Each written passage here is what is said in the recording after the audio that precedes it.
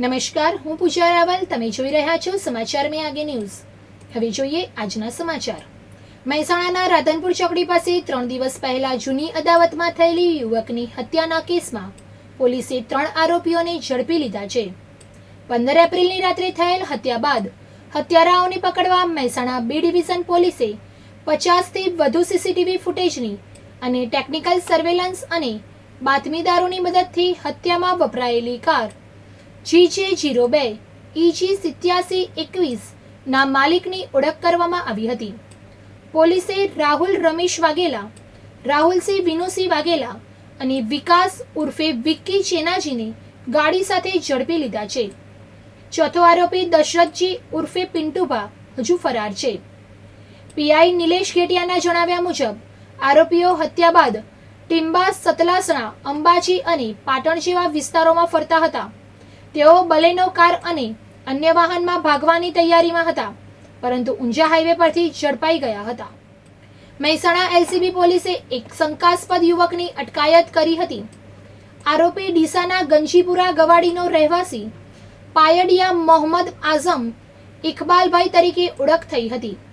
પોલીસે આરોપી પાસેથી લોખંડની દાનપેટી, ડિસ્મિસ, ટેસ્ટર, હથોડી, પક્કડ, એલન કી, પાના અને વિવિધ ચાવીઓ જપ્ત કરી હતી. પૂછપરછ દરમિયાન આરોપીએ 3 અલગ અલગ મસ્જિદમાંથી ચોરી કર્યાની કબૂલાત કરી હતી. આ અંગે એ ડિવિઝન પોલીસ મથકે ગુનો નોંધાયેલો હોવાથી આરોપીને વધુ તપાસ માટે એ ડિવિઝન પોલીસને સોંપવામાં આવ્યો છે.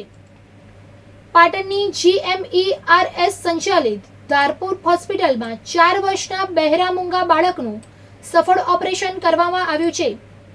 ડોક્ટર હાર્દિક શાહ અને તેમની ટીમે અમદાવાદ સોલાના doctor Nina Bhalodiya, professor ENT ના સહયોગથી આ ઓપરેશન કર્યું છે. પાટણના માતરવાડી ગામના બાળકના જમણા કાનમાં કોક્લિયર ઇમ્પ્લામેન્ટ મૂકવામાં આવ્યો છે. 21 દિવસ બાદ આ ઇમ્પ્લામેન્ટ ચાલુ કરવામાં આવશે. ત્યારબાદ બાળક સાંભળી શકશે. સ્પીચ થેરાપી દ્વારા બાળક બોલતા પણ શીખી શકશે. ધારપુર હોસ્પિટલમાં આ પ્રકારનું 3જું ઓપરેશન છે. પાટણમાં વિશ્વ હિન્દુ પરિષદે બંગાળમાં હિન્દુઓ પર થઈ રહેલા હુમલાઓના વિરોધમાં આજે રેલીનું આયોજન કર્યું હતું. રેલીમાં મોટી સંખ્યામાં હિન્દુ સમાજના લોકો જોડાયા હતા. વિહિપના જણાવ્યા અનુસાર બંગાળમાં છેલ્લા કેટલાક સમયથી હિન્દુ ધર્મ અને સનાતનીઓ પર અમાનવીય અત્યાચારો થઈ રહ્યા છે. મોટા પ્રમાણમાં હિન્દુઓની હત્યાઓ થઈ રહી છે. હિન્દુઓ પર થઈ રહેલા હુમલાઓના વિરોધમાં વિહિપે સમગ્ર રાષ્ટ્રમાં આંદોલન શરૂ કર્યું છે. પાટણ જિલ્લા વિહિપે કલેક્ટર કચેરી સામે ધરણા યોજ્યા હતા.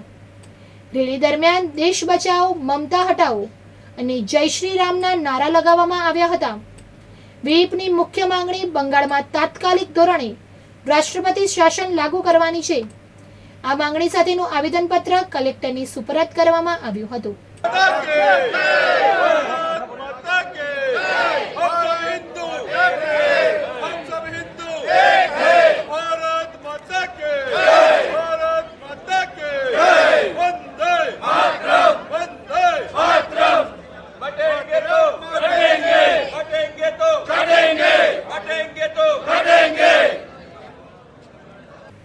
સમીમાં દૂધખાથી મેમણા ગામ વચ્ચે હાઈવે પર પશુઓ માટે ઘાસચારો લઈ જતી એક ટ્રકમાં અચાનક આગ લાગી હતી. શોર્ટ સર્કિટના કારણે લાગેલી આ આગે જોતજોતામાં વિકરાળ સ્વરૂપ ધારણ કર્યું હતું. ઘટનામાં ટ્રક ડ્રાઈવરે સમયસૂચકતા વાપરીને પોતાનો જીવ બચાવ્યો હતો. જોકે ટ્રકમાં ભરેલો તમામ ઘાસચારો અને વાહન સંપૂર્ણપણે બળીને ખાખ થઈ ગયું હતું. આ ઘટનાથી ટ્રક માલિકને મોટું આર્થિક નુકસાન થયું છે.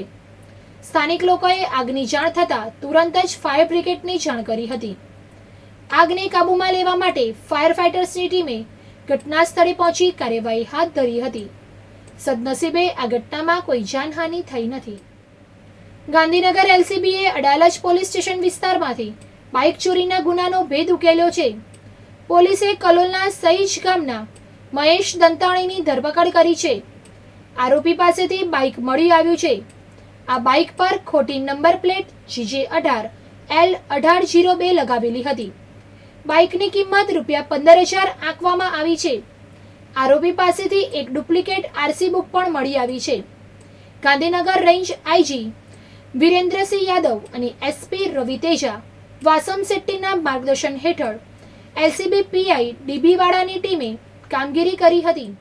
એલસીબીના પીઆઈ એસજે ચૌહાણની ટીમના assistant head constable Sunilkumar Mohanbhai અને વુમન પોલીસ કોન્સ્ટેબલ જિંકલબેન બળવંતસિંહની બાતમીના આધારે આરોપીઓને ઝડપી પાડ્યો હતો. વિજાપુરમાં વકફ બિલ અને યુનિફોર્મ સિવિલ કોડના વિરોધમાં મુસ્લિમ સમાજે વિરોધ પ્રદર્શન કર્યું હતું. મામલતદારને આવેદનપત્ર આપવા જઈ રહેલા પ્રદર્શનકારીઓની પોલીસે અટકાયત કરી હતી. મુસ્લિમ સમાજના અગ્રણી તલત મહેમૂદ સૈયદના નેતૃત્વમાં નીકળેલી રેલીમાં સંસદમાં પસાર થયેલા વકફ બિલ અને યુસીસીનો વિરોધ કરવામાં આવ્યો હતો. પાટણ જિલ્લા સેવા સદનના કોન્ફરન્સ હોલમાં જિલ્લા કલેક્ટર તુષાર ભટ્ટની અધ્યક્ષતામાં સંકલન સમિતિની બેઠક યોજાઈ હતી. આ બેઠકમાં વિવિધ વિભાગોને લગતા પ્રશ્નોની સમીક્ષા કરવામાં આવી હતી. કલેક્ટર તુષાર ભટ્ટે ધારાસભ્યોની રજૂઆતોને ધ્યાનમાં રાખીને મહત્વપૂર્ણ સૂચના આપી હતી.